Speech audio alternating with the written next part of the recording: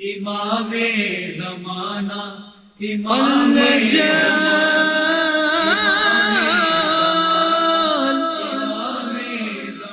امام زمانہ. اعوذ باللہ من الشیطان اللعین الرجیم. بسم اللہ الرحمن الرحیم. الحمد للہ وکفا وسلام علی عبادہ الذین اصطفیٰ. درود بھیجیے محمد وآل محمد.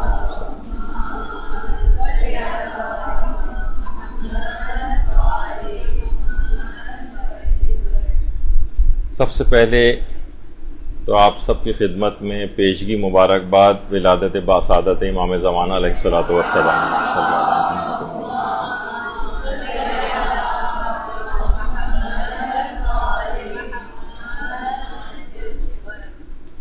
اپنے زمانے کے امام سے ہم اپنے تعلق کو کیسے مضبوط کریں، کیونکہ نظر یہ آ رہا ہے زندگیوں میں کہ امام زمانہ کے سوائے نام سے واقفیت کے کوئی ایسی چیز زندگیوں میں نظر نہیں آ رہی کہ ہمارا ان سے کوئی مضبوط تعلق ہے.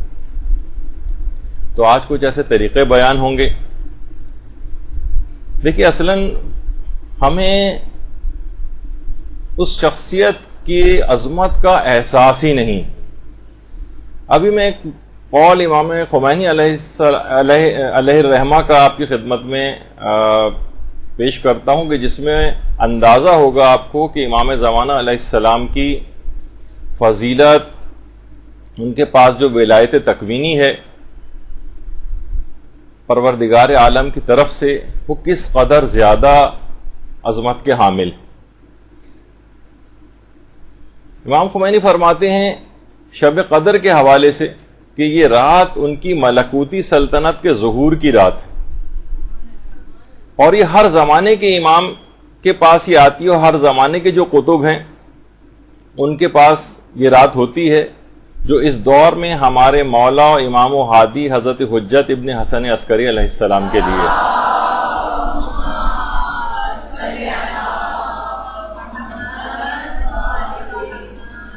فرماتے ہیں پس وہ اس عالم طبیعت کی، یعنی اس دنیا کی جس اکائی کو بھی کی حرکت کو چاہیں کم کر دیں، اور جب چاہیں اس کی حرکت کو تیز کر دیں. وہ جس کا رزق چاہیں زیادہ کر دیں اور جس کا چاہیں رزق تنگ کر دیں. یہ اللہ کے ارادہ ازلیہ کا پرتو اور قوانین الہی کے تابع ہے. در حقیقت ہر چیز کا تصرف اللہ کے ارادہ غیبی کا نتیجہ اور اس کے تابع ہے. تو اتنے اختیارات کے حامل، اتنے فضائل کے حامل ان کی شخصیت ہے. تو یہی وجہ ہے کہ انتہائی شدت کے ساتھ تمام معصومین امام زمانہ علیہ السلام کو یاد کرتے رہے ہیں. پیغمبر اسلام ان کو یاد کرتے تھے، امیر المومنین علیہ السلام ان کو یاد کرتے تھے. باقاعدہ روایت کے جملے ہیں. ازبغ بن نباتہ فرماتے ہیں کہ حضرت امیر علیہ الصلوۃ والسلام، اللہم صلی علی محمد وعلی محمد،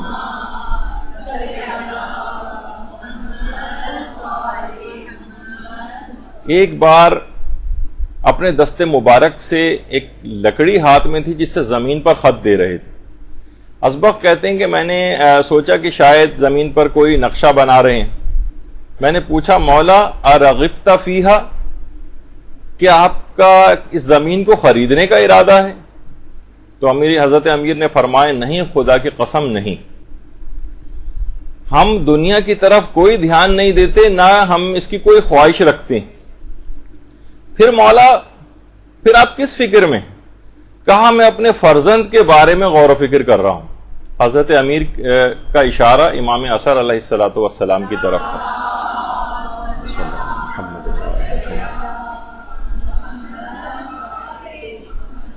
پھر ایک اور مقام پر فرمایا میں ان کے دیدار کا کس قدر مشتاق ہوں. تو اتنا ہی عشق اور محبت کا اظہار ہمیں بھی اپنے زمانے کے امام سے کرنا چاہیے. دیکھیے، خود یہ محبت محمد و آل محمد علیہ السلام جو ہے، اگر یہ آپ دیکھیں کہ صحیح معنوں میں اگر یہ راسخ ہو جائے تو اس کے اتنے اثرات ہیں کہ باقاعدہ وسائل الشیعہ کی جو 25ویں جلد ہے اس میں بھی حدیث کے اندر یہ بات آئی ہے کہ جس شخص نے بھی کھجور کے 7 دانے عشق رسول میں کھائے اس دن اس پر کوئی چیز اثر نہیں کرے گی، حتیٰ کہ زہر بھی اثر نہیں کرے گا۔ یعنی فقط اور فقط ان کی محبت میں اگر کھجور کے 7 دانے اس نے کھا لیے تو اتنے اثرات یہ رکھتی، تو سوچئے کہ ہماری روح پر کتنے اثرات اس کو رکھنے چاہیے۔ تو صاحبان ایمان کو اصلاً اس نعمت کا احساس نہیں ہے کہ وہ کتنی بڑی نعمت سے محروم ہے۔ امام زمانہ کا غائب ہونا، آنکھوں سے اوجھل ہونا، جبکہ ہم ان کی حکومت میں اور ان کی سائے میں زندگی بسر کر رہے ہیں، اور وہ ہماری آنکھوں سے اوجھل ہوں، یہ کتنی بڑی محرومی اور بدنصیبی، ایک مصیبت ہے۔ یہی وجہ ہے کہ آیت اللہ بہجت وہ فرماتے تھے کہ جو دعا ہے لا تجل مصیبتنا فی دیننا، ہمارے لیے دین میں کوئی مصیبت نہ قرار دے دینا، تو وہ یہی فرماتے تھے کہ یہ جو سب سے بڑی مصیبت ہے وہ یہی ہے اپنے زمانے کے امام سے دور ہو جانا، ان کا ہماری نگاہوں سے اوجھل ہو جانا۔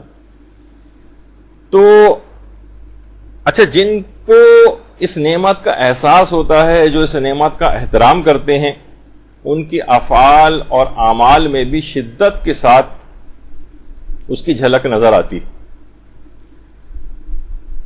آیت اللہ بروجردی کے متعلق یہ بات کہی جاتی ہے، آیت اللہ حسین بروجردی امام زمانہ کا اس قدر احترام کرتے تھے اور اس قدر شدت کے ساتھ ان سے محبت کرتے تھے کہ ان کے 2 شاگرد جو بہت قریبی شاگرد تھے، ایک تو حیات ہیں، جو الٹے ہاتھ میں آیت اللہ لطف اللہ صافی گل پائیگانی، اور ایک ان کے سگے بھائی تھے جن کا انتقال ہو گیا ہے، آیت اللہ علی صافی گل پائیگانی۔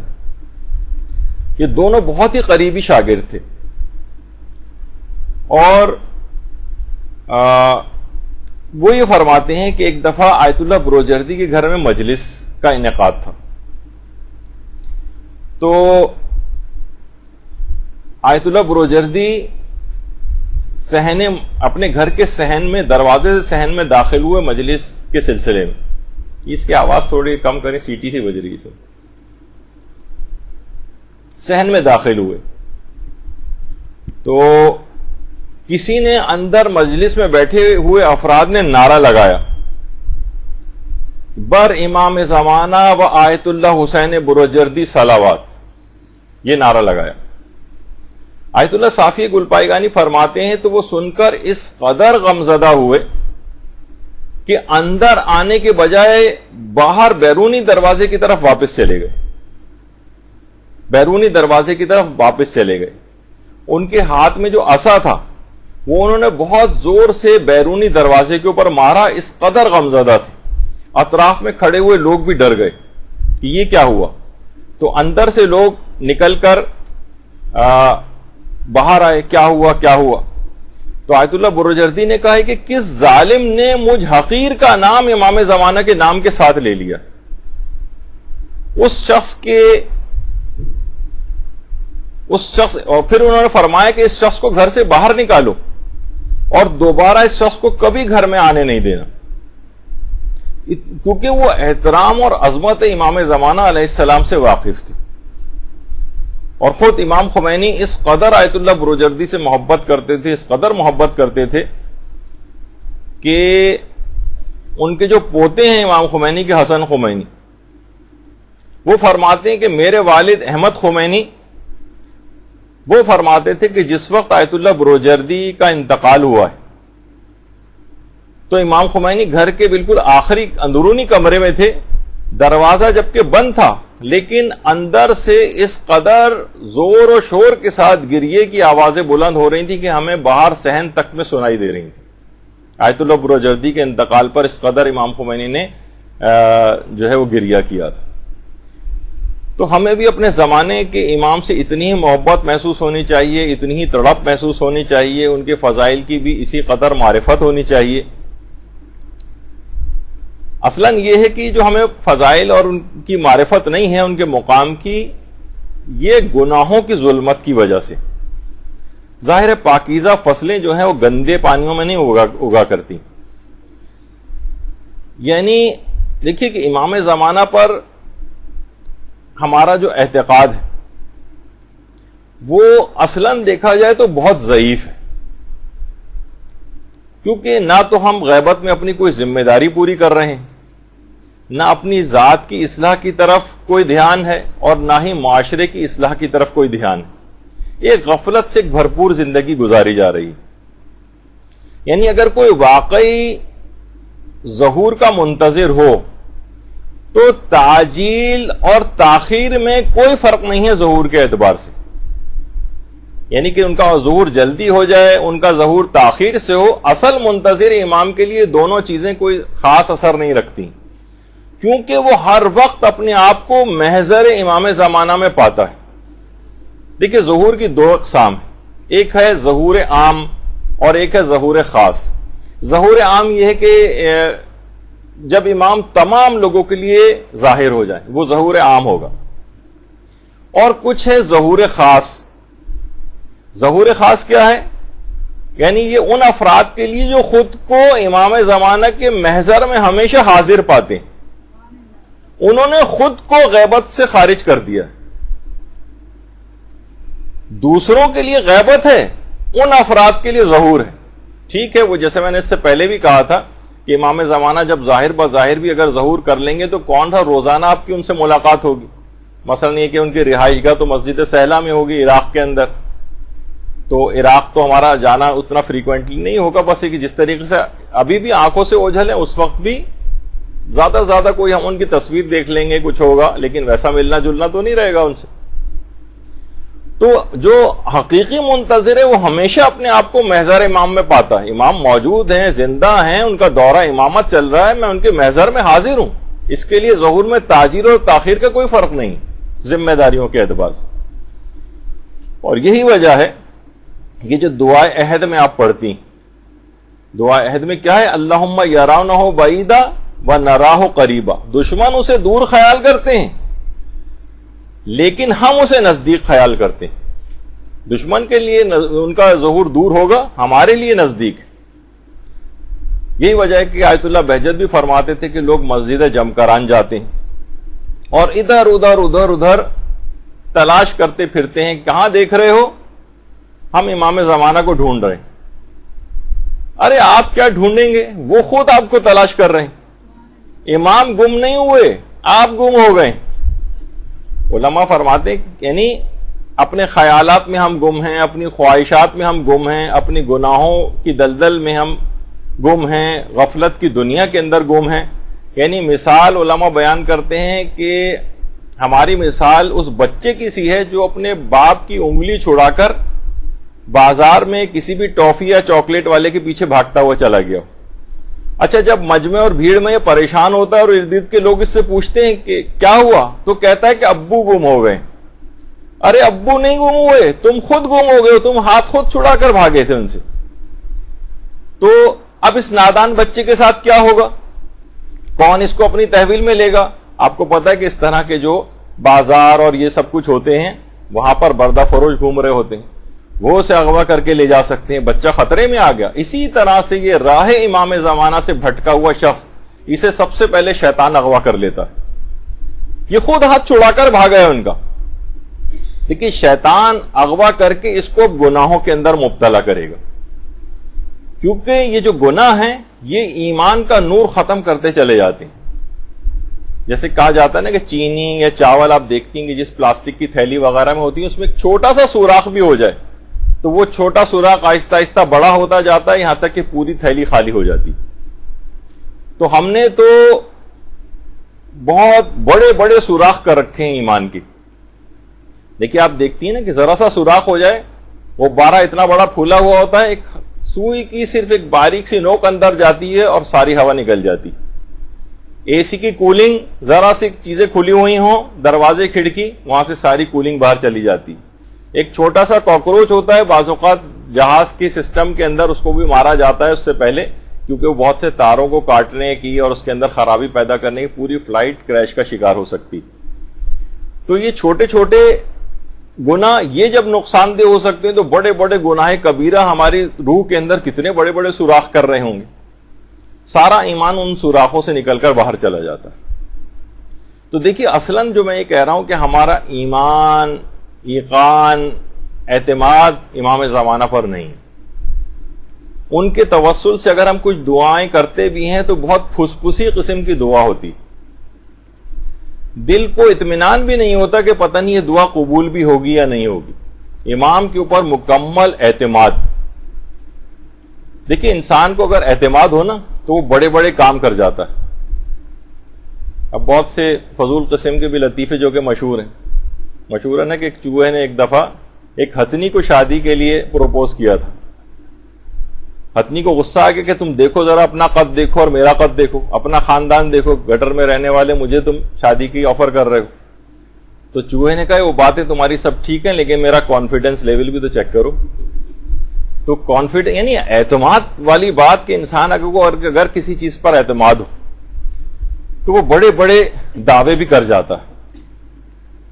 جیسے میں نے کہیں انٹرنیٹ پہ ہی پڑھا تھا، اس کی میرے پاس تفصیل تو نہیں ہے، نہ میں تحقیق کر سکا کہ ایران کے پاسداران انقلاب کے جو لیڈر اور جنرل ہیں محمد علی جعفری، تو غیر ملکی اخبار نویسوں نے ان سے پوچھا کہ اگر ایران کے شہروں کو اسرائیلی جیٹس آئیں اور ایران کے 10 شہروں پر بمباری کا اچانک سے کرنا شروع کر دیں تو آپ کیا کریں گے؟ اب دیکھیے کمال اعتماد۔ انہوں نے فرمایا کہ اصل مسئلہ یہ نہیں ہے کہ اسرائیلی جیٹ ایرانی شہروں پر بمباری کریں گے، اصل مسئلہ یہ ہے کہ اسرائیلی جیٹ واپس کہاں جائیں گے، کیونکہ جب تک تو اسرائیل ختم ہو چکا ہوگا۔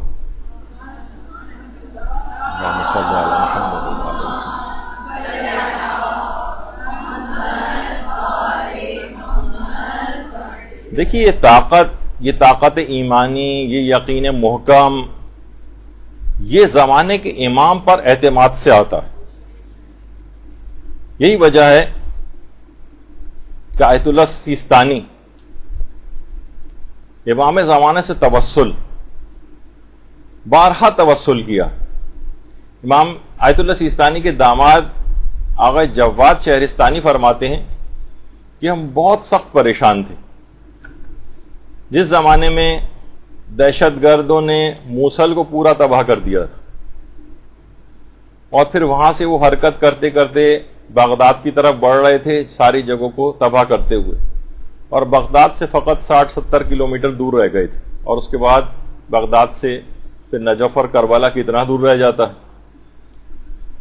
تو فرماتے ہیں جواد شہرستانی آیت اللہ سیستانی کے داماد کہ آیت اللہ سیستانی نے فرمایا کہ میں حضرت حجت سے متوسل ہوا ہوں، اور ظاہری طور پر ہمارے پاس کوئی چیز نہیں، دیکھا جائے تو واقعتاً وہاں کی فوج پوری تباہ و برباد ہو چکی تھی، اور ابتدائی طور پر تو پورے شہروں کا قبضہ وہاں کے کچھ باغی اور مفاد پرست قسم کے افراد نے پورا بغیر لڑائی حوالے کر دیا تھا داعش کے۔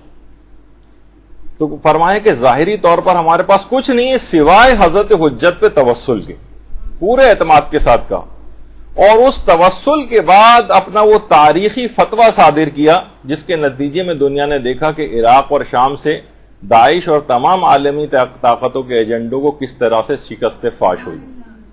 درود بھیجیے محمد۔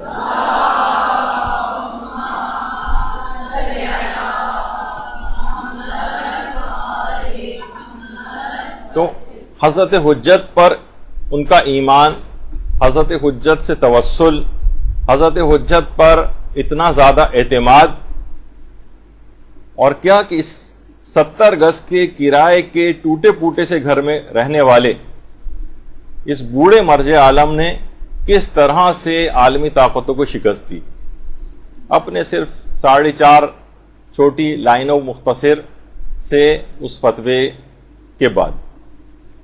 اس کے باوجود بھی بعض عقل سے جو پیدل افراد ہیں وہ انہیں مرجعیت ساکت کہتے ہیں، خاموش مرجعیت۔ وہ چاہتے ہیں کہ عام سیاستدانوں کی طرح سے بس وقت بے وقت آیت اللہ سیستانی بیان داغتے رہیں تاکہ کوئی بعد میں ان کی بات کو سیریس بھی نہ لے۔ آیت اللہ سیستانی خود بارہا کہہ چکے ہیں اور زائرین کے مجموعے سے خطاب کرتے ہوئے بھی کہہ چکے ہیں کہ میں جب میں بولتا ہوں تب بھی مصلحت ہوتی ہے اس میں، اور خاموشی میں بھی اسلام کی کوئی مصلحت ہوتی ہے، اور ہمیشہ بالکل صحیح ٹائمنگ سے بولتے ہیں، اور فتویٰ بھی بالکل صحیح ٹائمنگ کے ساتھ دیا۔ تو یہی جو آیت اللہ سیستانی کا جو توسل اور اعتماد امام زمانہ علیہ السلام کے اوپر ہے، یہ اسی طرح سے ہمارے جو سابقہ علماء اور مراجع گزرے ہیں ان کی بھی سیرت میں ہمیں اسی طرح سے ملتا ہے۔ جہاد دفاعی کا جو فتویٰ انہوں نے دیا تھا کہ جو بھی اسلحہ اٹھا سکتا اور اس کی طاقت ہو، اس کے اوپر واجب کفائی ہے کہ وہ اسلحہ اٹھائے، یعنی جو اسلحہ اٹھا سکتا ہو وہ دفاع کرے۔ مختصر سا فتویٰ تھا بہت، اور وہ پڑھ کر سنایا گیا تھا وہاں پر۔ اس میں کوئی جذباتی باتیں نہیں تھیں، کوئی تقریر نہیں تھی، حتیٰ کہ خود بھی آ کر خطاب نہیں کیا تھا، حتیٰ کہ اپنے بیٹوں میں سے کسی کو نہیں بھیجا تھا، بلکہ جو پیش امام ہیں وہاں کے انہوں نے آ کر اس میں جو ہے وہ آ کر خطاب کر کے ان کا فتویٰ سنایا تھا۔ تو اس کے اندر کوئی اس طرح سے بھی نہیں ہے کہ دنیاوی جاہ و شام چیزیں اور یہ سب یا جذباتی تقریروں کے ذریعے، بس ایک سادہ سا فتویٰ، اور اس کے بعد دنیا نے اس طاقت کو دیکھا۔ تو ہمارے سابقہ جو علماء ہیں ان کی بھی سیرت میں ہمیں ایسے ہی نظر آتا ہے۔ آیت اللہ میر جہانی اصفہان کے بہت بڑے علماء میں ان کا شمار ہوتا تھا، تو انتقال کر چکے ہیں اور اصفہانی میں مدفون ہیں۔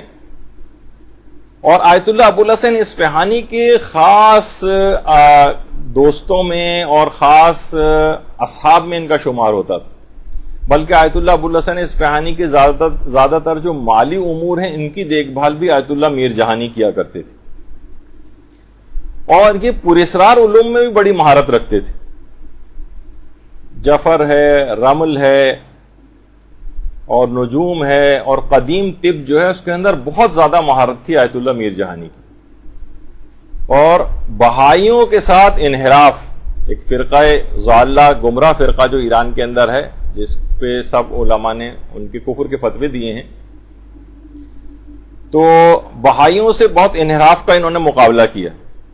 اچھا، خود آیت اللہ میر جہانی یہ فرماتے ہیں کہ جس وقت ہم نجف میں تھے تو ہم سب لوگ اور بہت سارے علماء اور مجتہدین آیت اللہ ابوالحسن اصفہانی کی خدمت میں بیٹھے ہوئے تھے کہ یمن سے ایک خط آیا، اور خط جو تھا وہ وہاں کے مفتی، ایک جو کہ غیر شیعہ اہل سنت عالم دین آغائے بحر العلوم یمنی، ان کا خط آیا، اور اس خط کے اندر لکھا ہوا یہ تھا، خود آیت اللہ ابوالحسن اصفہانی نے وہ خط پڑھ کر سنایا اور کہا کہ یہ جو آپ کہتے رہتے ہیں کہ آپ کا عقیدہ امام مہدی کے اوپر ہے، تو کیا دلیل ہے آپ کے پاس کہ امام مہدی موجود ہے؟ سب کے سامنے اس خط کو آیت اللہ ابوالحسن اصفہانی نے پڑھا اور اس کے بعد مسکرانے لگے۔ دیکھیے کمال اعتماد۔ اور اس کے بعد خود جواب لکھا آقا بحر العلوم یمنی، اور کہا کہ آپ نجف اشرف تشریف لے آئیں، میں آپ کی ملاقات امام زمانہ علیہ السلام سے کروا دوں گا۔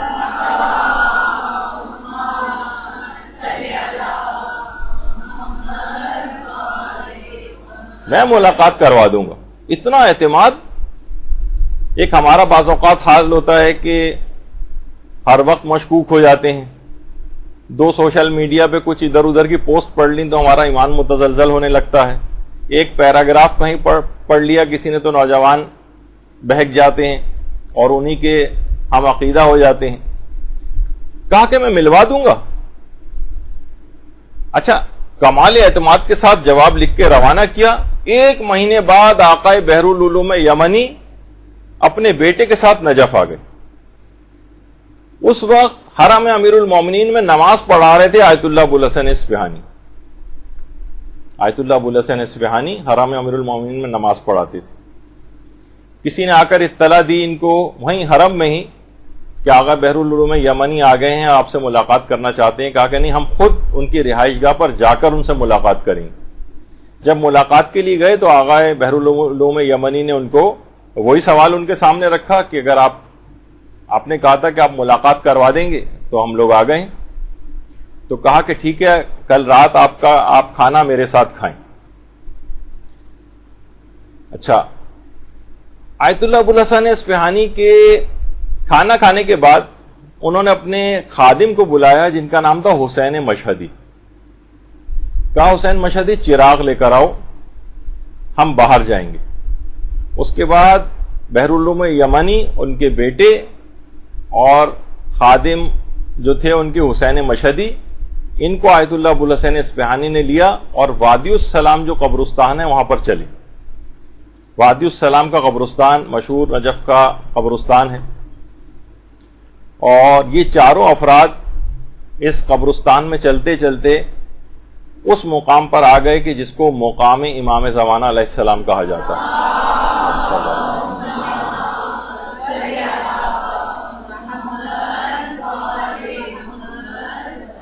جو امام زمانہ علیہ السلام کی یقینی بیٹھک اور نشست گاہوں میں سے ایک مقام امام زمانہ. اچھا، مقام امام زمانہ علیہ السلام 3 ہیں. ایک تو کربلا میں ہے، آپ لوگوں میں سے جنہوں نے بھی زیارت کی ہے انشاءاللہ انہوں نے دیکھا ہوگا، جنہوں نے نہیں کی انشاءاللہ وہ ضرور جلد دیکھیں گے. کربلا میں ایک ہے اور دوسرا ہلہ میں ہے مقام امام زمانہ. یہ امام زمانہ کی بیٹھکیں اور نشست گاہیں کہلاتی ہیں. اور تیسرا نجف اشرف میں ہے، نجف میں. اچھا، یہ جو نجف والا ہے یہاں تک چلتے ہوئے آئے، اور اسی مقام امام زمانہ میں ایک کنواں ہے. اس کنویں سے پانی نکال کر آقا ابوالحسن اصفہانی نے وضوء تجدیدی کیا، اور اس کے بعد پھر اس مقام امام زمانہ میں خود داخل ہو گئے. یہ لوگ باہر کھڑے رہے اور وہاں جا کر 2 رکعت نماز پڑھنا شروع کر دی.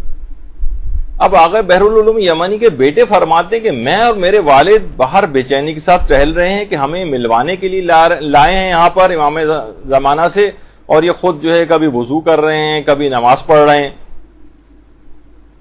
اچھا، اندر سے نماز جب ختم ہوئی تو اندر سے ایسا لگا جبکہ اندر اور کوئی نہیں تھا. کچھ دیر بعد 2 افراد کے آپس میں بولنے کی آواز آنے لگی. اچھا، 5-6 منٹ تک اسی طرح سے بات چیت کی آوازیں آتی رہیں. اس کے بعد آقا ابوالحسن اصفہانی کی آواز گونجی کہ بحر العلوم اندر تشریف لے آئیے. اچھا، بیٹا بھی اندر داخل ہونا چاہتا تھا کہ دوبارہ آواز آئی کہ صرف بحر العلوم اندر آئے، باقی کوئی اور نہ آئے. تو ان کے بیٹے کہتے ہیں کہ میں اور ان کا جو خادم تھے حسین مشہدی ہم لوگ باہر بیٹھے رہے. اندر سے پھر بات چیت کی آوازیں آنے لگی. اچانک سے اس کے بعد اندر سے ایک بہت زیادہ ایک نور سا ساطع ہونے لگا جس نے خورشید کی طرح سے سرداب کو منور کر دیا.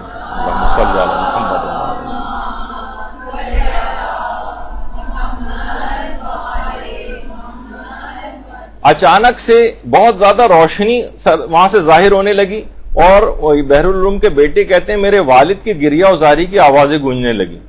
قبرستان اور اطراف میں مکمل تاریکی تھی اور یہاں پر ایک عجیب روح پرور ماحول بن گیا تھا.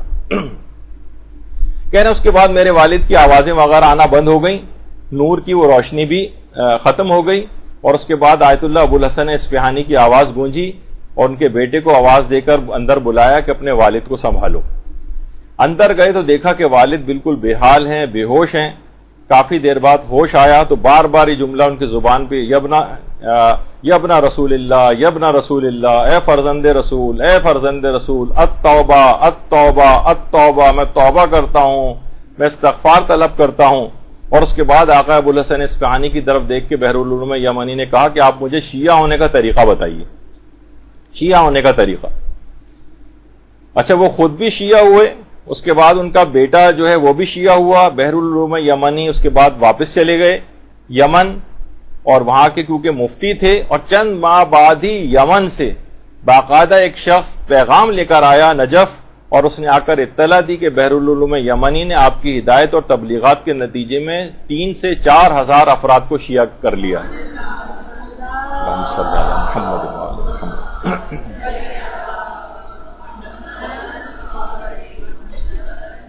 اور یہ سلسلہ ابھی بھی جاری ہے، انہوں نے کہا.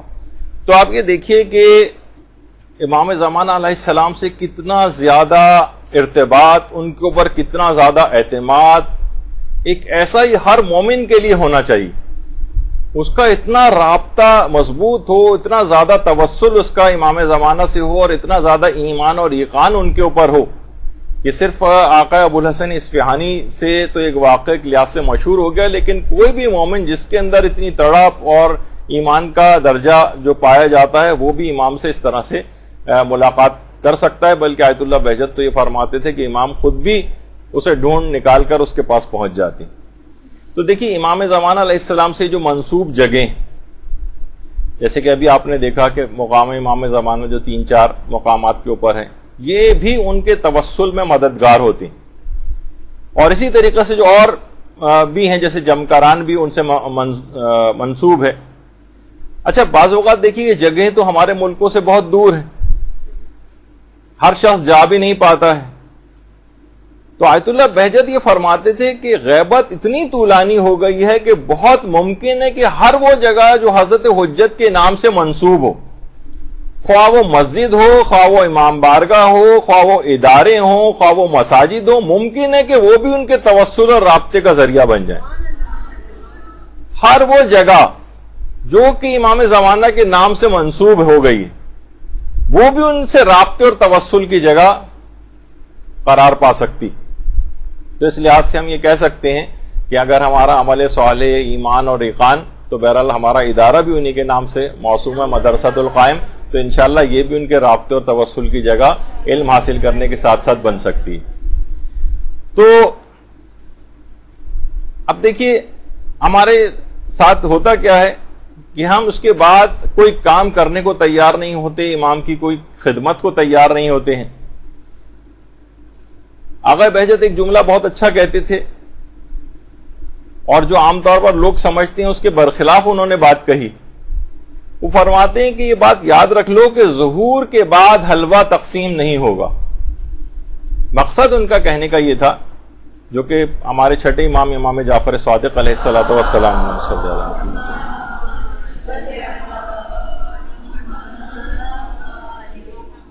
جس نے بھی ان کا زمانہ درک کر لیا، تو ایک کنایا ایک انہوں نے استعمال کیا ہے کہ ہر شخص کو لباس جنگ پہننا ہوگا، یعنی تمہارے جسموں سے جب تک خون نہ نکلے گا اور تمہاری پیشانیوں سے جب تک پسینہ جاری نہ ہوگا تب تک حکومت برقرار نہ ہوگی امام کی۔ مقصد کہنے کہ ہر شخص تیار ہو کے، ضروری نہیں کہ اس سے مراد فقط صرف یہ ہو، مقصد کہنے کا یہ کہ ہر شخص اس طرح سے، جس طرح ایک سپاہی ہر وقت تیار رہتا، یعنی اسے اتنی محنت کرنی پڑے گی، اتنا خون بہانا پڑے گا، اتنا پسینہ بہانا پڑے گا، تب امام کی حکومت قائم ہوگی۔ حلوہ تقسیم نہیں ہوگا کہ بس حکومت آ گئی، بس چین ہی چین ہے، اور کوئی وہ جو آپ روایتوں کے اندر پڑھتی ہیں کہ انگور کا دانہ بھی تربوز کے برابر ہوگا اور لوگ اس کے سائے کے اندر بیٹھ سکیں گے وغیرہ، تو لوگ سوچتے ہیں کہ شاید اس طرح سے کوئی عیاشی کا ایک دور ایک آ جائے گا جس میں کرنا کچھ بھی نہیں ہوگا، بس اس طرح سے ایک آرام و سکون کی زندگی بسر کی جائے گی۔ دیکھیے امام معجزات نہیں دکھائیں گے، یعنی اگر معجزات ہی سے حکومت اسلامی قائم کرنی ہوتی تو حضرت امیر پیغمبر اسلام کی رحلت کے بعد ہی معجزات کے ذریعے اپنی حکومت کو قائم کر لیتے۔ اتنا طول پکڑنے کی ضرورت نہیں ہوتی اس کے لیے۔ تو اب اپنے زمانے کے امام سے ہم اپنے اس تعلق کو کیسے مضبوط کریں؟ وہ اتنا اعتماد کہاں سے لے کر آئیں؟ جیسے ابو الحسن اصفہانی کا تھا، جیسے آیت اللہ بروجردی کا تھا، جس طرح اور صاحبان ایمان کا ہوتا۔ اس کے کچھ طریقے علماء نے بتائیں کہ ہم یہ دوری کیسے ان سے اپنی کم کر سکتے ہیں۔ پہلی تو چیز یہ ہے کہ امام زمانہ علیہ السلام کے لیے دعا بآواز بلند کرنی چاہیے۔ امام کے لیے جتنی بھی دعا آپ کریں گی اتنا ہی زیادہ آپ کا تعلق اور ارتباط امام سے بڑھتا جائے گا۔ ایک تو دعا کرنی ہے، اور اس کے اندر بھی علماء یہ فرماتے ہیں کہ بہتر ہے کہ اس کو بآواز بلند ان کے لیے دعا کی جائے، بآواز بلند۔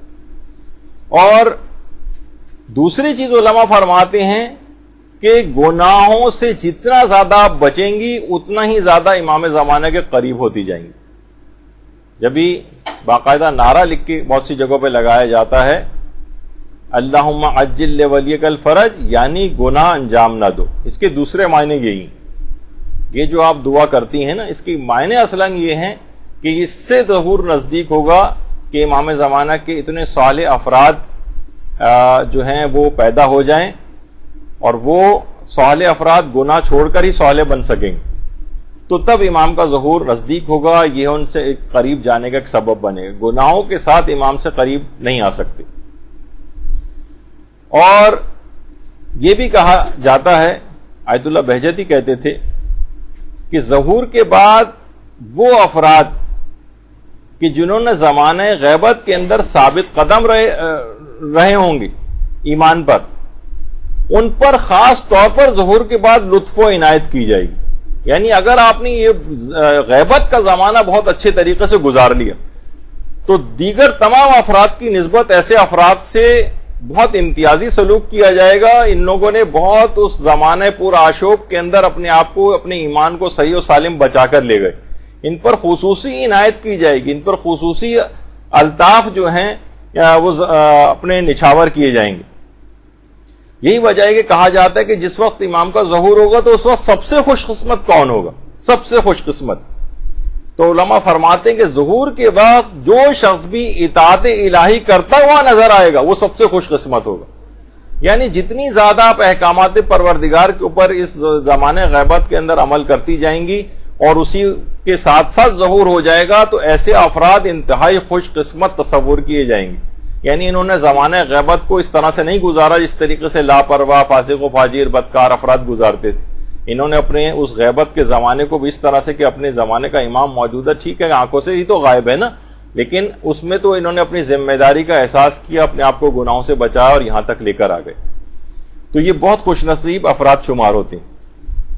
تو امام سے ارتباط کا ایک اور طریقہ یہ بھی ہے کہ امام زمانہ سے بہت زیادہ ان کو دعاؤں کے اندر ان سے توسل کیا جائے، ان کو پکارا جائے، کیونکہ جو بھی ان کو پکارتے ہیں تو امام ان پر بہت زیادہ مہربان ہوتے ہیں، والدین سے زیادہ مہربان ہوتے ہیں۔ آغا بہجت فرماتے تھے امام زمانہ آپ کے والدین سے زیادہ آپ کے اوپر مہربان ہوں گے اگر ہم ان کو غیبت کے زمانے پکاریں گے، ان سے استغاثہ جو ہے وہ کریں گے۔ یہی وجہ ہے کہ باقاعدہ امام زمانہ نے شکایت بھی کی تھی آقا مدنی کو، آیت اللہ مدنی کو، کہ جب نماز کے بعد آیت اللہ مدنی نے خود لوگوں کو بتایا کہ زمانے کے امام آئے تھے اور مسجد سے نماز جماعت کے بعد جب اٹھ کر جا رہے تھے تو امام نے فرمایا تھا دیکھو یہ میرے شیعہ میرے ظہور کی دعا کیے بغیر ہی اٹھ کر جا رہے ہیں، باقاعدہ شکایت کی تھی۔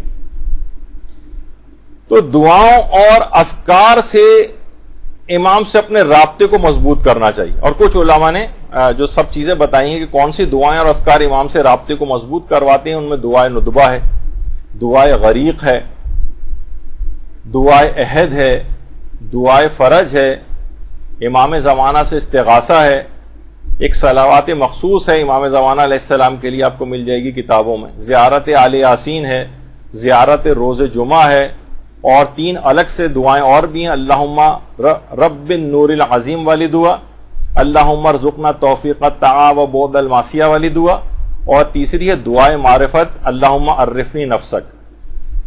تو یہ کچھ خاص توسل اور ارتباط کی کچھ خاص زیارتیں ہیں، کچھ دعائیں ہیں، یہ بھی امام زمانہ سے آپ کے تعلق کو مضبوط سے مضبوط تر بناتی۔ جتنا ان چیزوں کو آپ کرتی جائیں گی، ان کو پڑھتی جائیں گی، ان پر عمل کرتی جائیں گی، اتنا ہی زیادہ آپ کا امام سے تعلق بڑھتا چلا جائے گا، اتنا ہی امام کے اوپر اعتماد، آپ کا ایمان، آپ کا یقین بڑھتا چلا جائے گا۔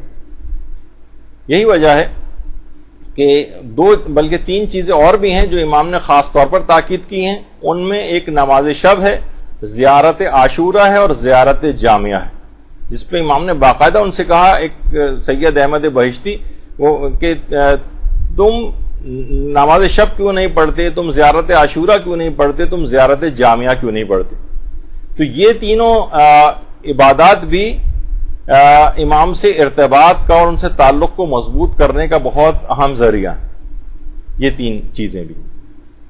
اور باقاعدہ آقا بہجت کہتے تھے کہ نجف اور کربلا میں جب ہم ہوتے تھے تو طالب علموں کے لیے ہر شب جمعہ زیارت جامعہ کا پڑھنا لازم تھا، یعنی طالب علموں نے ایک لحاظ سے اس اساتذہ کی طرف سے بھی تاکید ہوتی تھی، اور طالب علموں نے اپنے اوپر بھی اس کو لازمی قرار دیا تھا، ایک تو زیارت جامعہ لازمی پڑھتے تھے، اور اس کے علاوہ ہر شب جمعہ دعائے کمیل پڑھا کرتے تھے۔ یہ 2 دعائیں علی الخصوص یہ امام سے تعلق خاطر کو بہت مضبوط کرتی، روزانہ نہ پڑھ سکیں تو کم سے کم شب جمعہ۔ اور خود یہ امام کا جو دیکھیے غائب ہونا اتنی بڑی مصیبت ہے، لیکن اس مصیبت سے بچنے کے آقا آیت اللہ بہجت فرماتے تھے کہ 2 طریقے ہیں۔ حقیقت مصیبت تو ہے نا بہرحال کہ آپ کا امام آپ کی نگاہوں سے اوجھل ہے اور غائب ہے، ہم ان سے ہم کو دیکھ نہیں پاتے ہیں، ہم ان سے مل نہیں پاتے ہیں، ہم اپنے عرض حال نہیں کہہ پاتے ہیں. وہ فرماتے تھے 2 اعمال ایسے ہیں، ان میں ایک ہے سورہ مومنون کی تلاوت. سورہ مومنون کی تلاوت سے اس مصیبت کو دور کیا جا سکتا ہے. سورہ مومنین کی تلاوت اگر مومنین بکثرت کرنا شروع کریں تو امام زمانہ کے ظہور میں بہت جلد ہو سکتی ہے، بہت جلدی ہو سکتی ہے. اور دوسرا فرماتے تھے کہ زیادہ سے زیادہ صدقہ دینا، خود امام زمانہ کے لیے صدقہ دینا، اور ویسے بھی صدقات انسان جتنا زیادہ نکالے گا اتنا ہی زیادہ ظہور کی راہ قریب ہوگی، اس مصیبت سے انسان نکلے. کیونکہ دیکھیے صدقہ مصیبت کے لیے نکالا جاتا ہے، اور وہ فرما رہے ہیں کہ امام زمانہ کا آنکھوں سے غائب ہونا سب سے بڑی مصیبت ہے. تو اس مصیبت کے لیے صدقہ کیوں نہیں نکالتے؟ ہم اپنی چھوٹی چھوٹی ضروریات اور چیزوں کے لیے اور بیماریوں کے لیے اور مشکلات کے لیے صدقہ نکالتے ہیں. اس سے بڑھ کر تو کوئی مصیبت ہی نہیں کہ آپ کا زمانے کا امام آپ کی نگاہوں سے غائب ہے. اس کے لیے صدقہ نکالیے، اس مصیبت سے بچنے کے لیے صدقہ نکالیے، اور سورہ مومنون کی تلاوت. تو اور ان سے اپنے خاطر کو بڑھانے کے لیے ایک چیز اور جو کہ ڈاکٹر سید فاضل میلانی آیت اللہ سید محمد ہادی میلانی جو مرجع تھے اور آیت اللہ خوئی اور دیگر بہت بڑے بڑے فقہا کے اساتذہ میں سے تھے، وہ یہ فرماتے ہیں، سید فاضل میلانی فرماتے تھے کہ میرے جد امجد سید محمد ہادی میلانی وہ یہ فرماتے تھے کہ روزانہ 5 منٹ خصوصی طور پر اپنے زمانے کے امام کے لیے وقف کرو. 5 منٹ صرف، یعنی کم سے کم چیز بتائی ہے کہ انسان کم سے کم 5 منٹ تو نکال ہی سکتا ہے. ان 5 منٹ کے اندر اپنے آپ کو حضرت حجت کا ملازم اور خادم سمجھو، اور خادم سمجھ کے اور ملازم سمجھ کے وقف کر دو. ان کے مشن کے لیے کام کرو، ان کے جو بھی ان کے فرمودات ہیں، ان کی غیبت میں کیا ذمہ داریاں آپ کو ادا کرنی چاہیے اس کے مطابق عمل کرو. روزانہ 5 منٹ.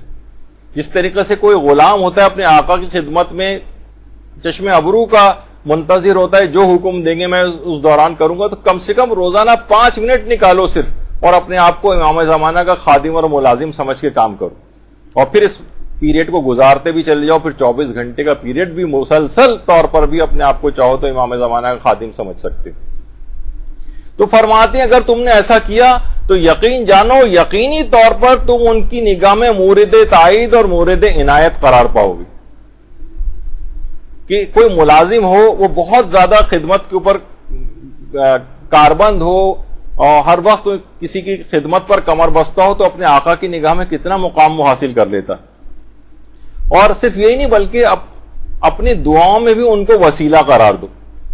جب بھی علماء فرماتے ہیں کہ لوگوں کی مالی مشکلات ہوتی ہیں، اقتصادی مشکلات ہوتی ہیں، آیت اللہ محمد علی ناصری نے بھی جو ماہ رمضان کی مناسبت سے ایک درس اخلاق وہاں پہ دیا تھا اصفہان میں، اس میں بھی ایک تھا کہ مالی اور اقتصادی مشکلات کے حل کے لیے بھی امام زمانہ کو پکارو، یعنی جتنی بھی ہماری ضروریات ان سے توسل اختیار کرو. تو حتیٰ کہ علماء یہاں تک فرماتے ہیں کہ اپنی واجب نمازوں تک میں بھی حضرت حجت سے توسل کرو. آیت اللہ بہجت سے کسی نے سوال پوچھا تھا باقاعدہ کہ کیا کریں کہ ہم احکامات خدا جو ہیں، خاص طور پر جو نماز ہے، ان کی بجاوری میں ہمیں خشوع خضوع نہیں آ پاتا. تو آیت اللہ بہجت نے فرمایا کہ نمازوں سے پہلے اپنے زمانے کے امام سے توسل کرو. یہ توسل تمہارا نمازوں میں خشوع خضوع کو بڑھا دے گا، خشوع خضوع بڑھا دے گا. مثلا اس سے پہلے السلام علیکہ یا صاحب العصر والزماں کہیے اور نماز شروع کر دیجیے. اسی طریقے سے مثلا آیت اللہ سید عبد الحادی شیرازی، ان کا یہ طریقہ تھا کہ نمازوں سے پہلے ہمیشہ السلام علیکہ یا ابا عبداللہ الحسین کہتے تھے اور پھر نماز شروع کرتے تھے. یہ ایک توسل ہے، چاہے وہ درود کے ذریعے توسل ہو، چاہے وہ سلام کے ذریعے توسل ہو، چاہے زیارت کا ایک چھوٹا سا جملہ کہ السلام علیکہ کہا اور امام کا نام لے دیا، امام حسین کا نام لے دیا، یہ بھی ایک توسل. اور اس کے بعد نماز شروع کر دی جائے. یہ کوئی نماز کا کوئی حصہ نہیں ہے، لیکن ایک توسل کا ایک طریقہ ہے خشوع خضوع بڑھانے کے لیے. وہ فرماتے ہیں جس طریقے سے ایک بچہ کبھی کسی محفل میں جب داخل ہوتا ہے اپنے باپ کے ساتھ، تو سب لوگ اس باپ کی وجہ سے بچے کی بھی عزت کرتے ہیں، اس سے ہاتھ ملاتے ہیں، اس بچے کو پیار کرتے ہیں، اپنے پاس بٹھاتے ہیں. اب جو بھی بزم خدا میں حاضر ہونا چاہے اسے بھی چاہیے کہ کسی بڑے بزرگ مقرب الہی کے ساتھ حاضر ہو جائے. اور امام زمانہ سے بڑھ کر حقیقی باپ اور کون سا ہوگا؟ تو ان کا توسل کریں، ان کا نام لیں، گویا ایک لحاظ سے ان کی انگلی پکڑیں اور بارگاہ خداوندی میں حاضر ہو جائیں. وہاں پر آپ کو وہی احترام ملے گا، جتنی بھی کمیاں ہیں اور کوتاہیاں ہیں وہ ساری معاف اور درگزر کر کے آپ کو ہاتھوں ہاتھ لیا جائے گا اس کی بارگاہ میں. جب بھی پیغمبر وہ جو جملہ ارشاد فرماتے تھے کہ انا و علی ابا و حاذہ الامہ، میں اور علی امت کے دو باپ ہیں، تو ان باپ جو امام وقت ہوتا ہے وہ بھی باپ ہوتا ہے امت کا، تو ہم ان کے وسیلے سے، ان کے توسل سے بارگاہ خداوندی میں حاضری دیں گے اور اپنی تمام کمیوں کو، تمام خرابیوں کو، اپنی تمام جتنے بھی نقائص ہیں اس کے ساتھ جب ہم بارگاہ الہی میں پیش ہوں گے تو ان افراد کے توسل کی وجہ سے لطف و کرم پروردگار کا بڑھے گا اور ہماری وہ نماز قبول کر لی جائے گی. اور دوسری جب یہ وجہ ہے کہ یہ جو ہے کہ ان سے توسل واجب نمازوں تک کے اندر جب بھی زیارت جامع کبیر جو ہے اس میں امام علی نقی علیہ الصلوۃ والسلام فرماتے ہیں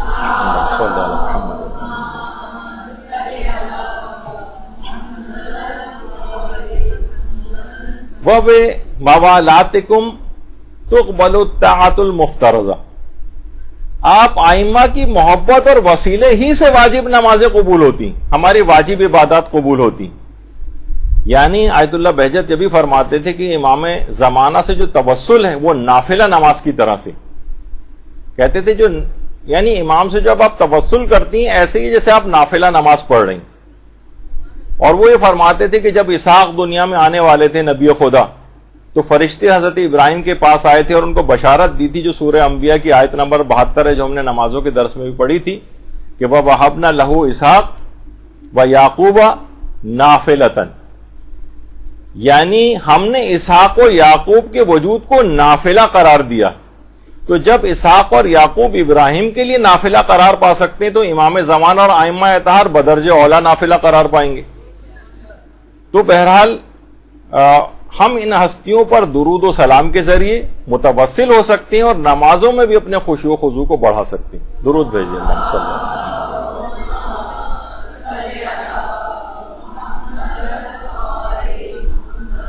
اور گویا اپنا ہاتھ ان کے ہاتھ میں دے دیں گے. تو یہ جب ہم اپنا ہاتھ بڑھائیں گے اور ان بزرگ ہستیوں نے ہمارے ہاتھ کو تھاما ہوا ہوگا تو یہ اپنی طرف کھینچ کر ہمیں علو اور بلندی ہی عطا کریں گے. اچھا، آیت اللہ بہجت بیچ میں بات آ گئی تو یعنی اس کو خاص طور پر میں نے سوچا تھا کہ بیان کروں گا کہ بعض جلسوں میں آیت اللہ بہجت فرماتے تھے کہ مجھ سے یہ بات پوچھی گئی ہے اور لوگ بھی عام طور پر بھی بہت پوچھتے ہیں کہ ہمارے گھر کے کچھ افراد ہیں جو نماز نہیں پڑھتے، کیا ایسا کریں کہ وہ نمازی ہو جائیں؟ تو آیت اللہ بہجت فرماتے تھے کہ میں لوگوں کو ہمیشہ یہی بتاتا ہوں کہ آپ امام حسین علیہ السلام سے توسل کریں اور ان سے کہیں کہ مولا حسین آپ ان لوگوں کی ہدایت کر دیں. اچھا، کہنے لگے میں نے لوگوں کو ایک مجمع میں یہ بات بتائی تو کچھ عرصے کے بعد وہ لوگ آئے اور بڑی خوشی سے آ کر اطلاع دی کہ وہ تمام افراد نمازی بن گئے ہیں جن کے لیے اس انداز سے توسل کر کے دعا کی گئی تھی. اللہم صلی علی محمد وعلی محمد.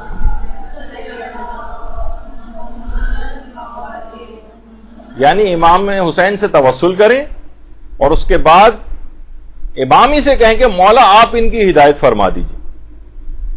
اور وہ یہ بھی فرماتے تھے آیت اللہ بہجت ایک اور چیز بھی فرماتے تھے کہ حرم معصومین کے جو جوار میں جو مدفون مومنین کی قبور ہیں، بہت سے علماء بھی ہیں اس کے اندر، بہت سے اصحاب ائمہ بھی ہیں، ان کی ارواح سے بھی توسل کیا جا سکتا. یعنی روزانہ اگر الحمد اور 3 مرتبہ سورہ اخلاص پڑھ کر حرم معصومین جہاں جہاں جو حرم معصومین ہیں، مثلا خود امیر المومنین کے حرم کے اطراف میں دیکھیں کتنے بڑے بڑے علماء، آیت اللہ خوئی کی قبر بالکل سامنے، اور حرم امام، ویسے اور بہت سارے وہاں پہ تو 300 سے زائد 500 یا 700 یا بڑے بڑے علماء تو وہاں پر نجفی کے اندر مدفون ہیں. ان کی ارواح کے لیے الحمد اور سورہ اخلاص 3 مرتبہ اگر پڑھا جائے. اور اسی طریقے سے مشہد میں جو ایک زیر زمین قبرستان ہے، وہ کتنے بڑے بڑے علماء اور شہداء کی قبور ہیں باقاعدہ، جو ہے وہاں پر بھی اس کو ضرور جانا چاہیے کہ جب بھی مشہد زیارت کے لیے جائیں اس قبرستان جو زیر زمین ہے بالکل وہاں ضرور جائیں. اور اسی زیر زمین قبرستان سے ہوتے ہوئے جو سب سے قریب ترین امام کی قبر تک پہنچنے کی جگہ ہے وہ بھی زیر زمین قبرستان سے ہوتے ہوئے جاتی ہے، بہت کم لوگ وہاں تک پہنچتے ہیں۔ تو بہرحال وہاں جا کر ان قبور کے حوالے سے جو ہے وہ توسل کیا جائے اور دعا کی جائے۔ اسی طریقے سے مثلاً یا جیسے کہ امام رضا ہی کے صحن کے اندر آیت اللہ بہائی کی قبر بھی ہے، یعنی حرم کے اطراف کے اندر جتنے بھی مومنین کی قبور ہیں یہ بھی اتنی بابرکت ہو گئے ہیں اطراف حرم میں مدفون ہونے کی وجہ سے کہ ان سے بھی توسل کیا جا سکتا اور ان سے بھی مدد حاصل کی جا سکتی۔ اسی طریقے سے معصوم قم کے اطراف میں جو قبرستان شیخاں، اس کے اندر زکریا ابن آدم اور ائمہ کے کتنے اصحاب ہیں مدفون ہیں یہاں پر، مرزا قمی قبر ہے، کتنے شہداء کی قبور ہیں یہاں پر، تو ان سے بھی مدد حاصل کی جا سکتی۔ خود حرم معصوم قوم کے اندر ہی کتنے بڑے بڑے بزرگ علماء اور مراجع کی قبور ہیں، ان سے بھی مدد حاصل کی جا سکتی۔ فرماتے تھے کہ ان سے جب متوسل ہو کر مدد حاصل کی جا سکتی ہے تو چہ جائے کہ روح ملکوتی امام حسین علیہ السلام، سوچی کہ اس کا مقام اور مرتبہ کیا ہوگا جب یہ لوگ اتنے زیادہ اس دعاؤں کی قبولیت کے سلسلے میں مددگار ہیں۔ تو ان سے ارتباط بڑھانے کے لیے ان کا توسل۔ اس کے علاوہ علماء فرماتے ہیں کہ امام زمانہ سے اپنے ارتباط کو مضبوط بنانے کے لیے اپنے نیک اعمال اور نیکیوں کو امام زمانہ علیہ السلام کو ہدیہ کریں، اس سے آپ کو توفیقات کے ایسے خزانے آپ کو ملیں گے، امام سے تعلق خاطر اتنا زیادہ بڑھے گا کہ آپ نے جتنے بھی واجبات ہیں آپ کی، آپ جتنی واجب نمازیں پڑھ رہی ہیں، واجب روزے رکھ رہی ہیں، مستحب نمازیں، مستحب روزے، دیگر عبادات، ساری نیکیاں، یہ سارے کے سارے آپ، حج ہیں، جتنی اور توفیقات خیر یا آپ کو نصیب ہوتی ہیں، سب کا سب آپ امام زمانہ علیہ السلام کو ہدیہ کر سکتی۔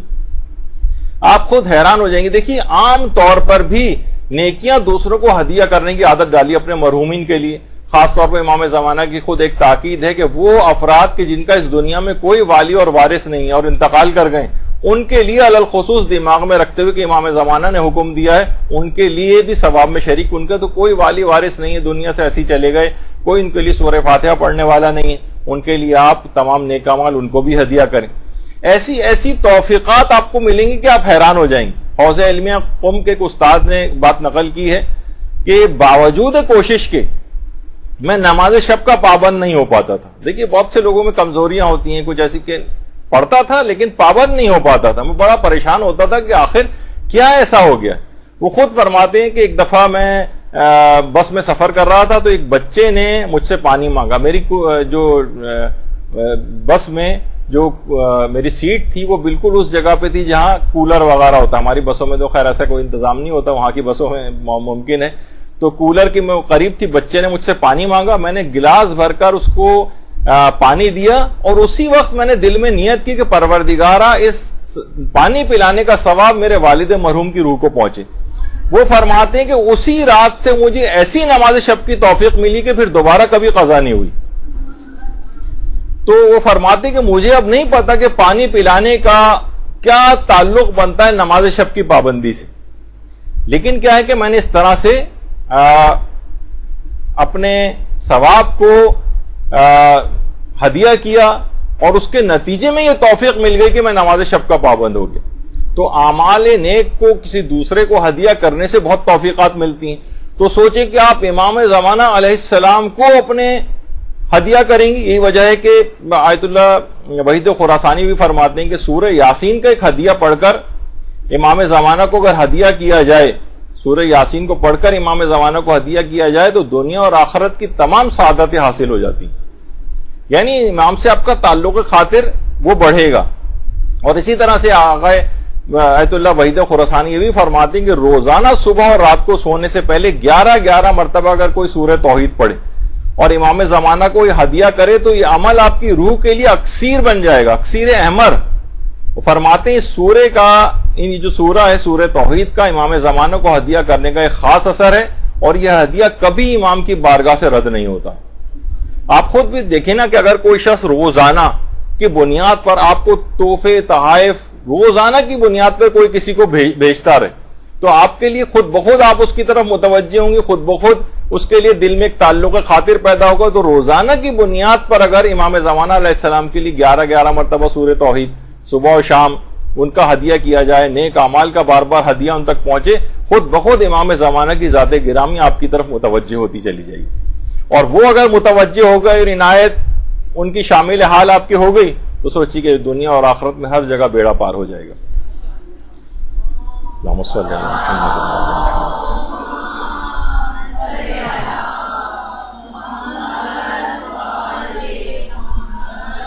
اچھا, آیت اللہ وحید خراسانی نے خاص طور پر قرآن کو ہدیہ کرنے کا جو ثواب بتایا ہے وہ ذرا آپ تھوڑا سا یہ سن لیجئے تو بہت اچھا ہوگا.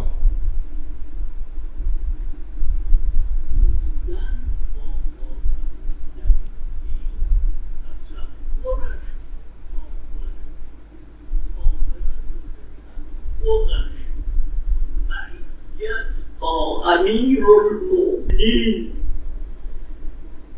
اصلا در فکر نمی گنجه معیت با سید الشهدا یک ختم قرآن کنیم هدیه کنیم به سید الشهدا با حسین ابن علی خواهیم, یک ختم قرآن کنیم هدیه کنیم به امام زین العابدین با او خواهی کنیم, یک ختم قرآن کنیم هدیه کنیم به امام هشتم با علی ابن موسی رضا مأمی شوی.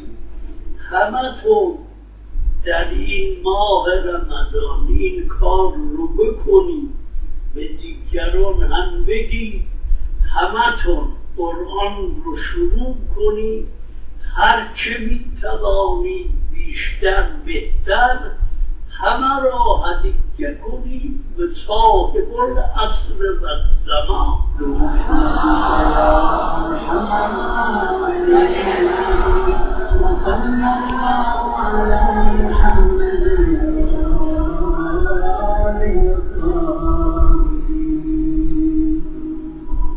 تو آپ نے دیکھا کہ ایسی ایسی توفیقات خیر آپ کو نصیب ہوں گی قرآن کو ہدیہ کرنے کے, نیک اعمال کو ہدیہ کرنے کا, کہ انسان حیران ہو جائے گا. تو اچھا, یہ جو خاص طور پہ نماز شب ہے اس کے متعلق بھی آیت اللہ بہجت فرماتے تھے کہ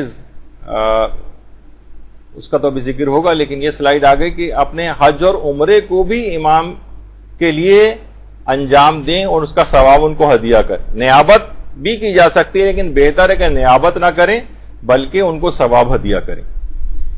تو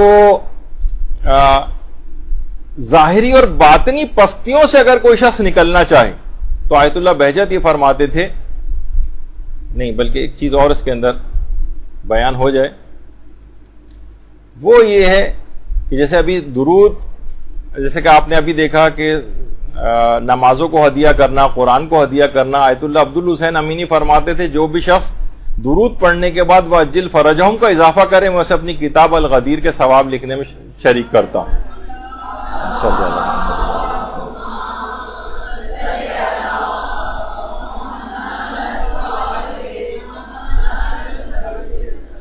پہلے بھی ایک دفعہ یہ بات بیان ہوئی تھی تو کچھ احباب نے اس پہ اعتراض کیا تھا کہ اس کا حوالہ کیا ہے, تو اس دفعہ ہم نے حوالہ بھی اس میں لکھ دیا. علامہ امینی کے اس قول کو مرحوم ڈاکٹر سید جعفر شہیدی اور استاد محمد رضا حکیمی نے اپنی کتاب یادنامہ علامہ امینی میں صفحہ 345 پر اس کو نقل کیا ہے. تو یہ بھی ایک طریقہ ہے تبلیغ کا کہ جو بھی درود پڑھے اس کے اندر وَأَجِّلْ فَرَجَهُمْ کا اضافہ کرے تو کہتے ہیں میں اس کو اپنے ثواب میں شریک کرتا ہوں. اسی طریقے سے اپنے تمام اعمال کو امام زمانہ کو اس میں شریک کریں, ان کو ہدیہ دیں, پھر دیکھیے توفیقات خیر کس طرح سے ملتی.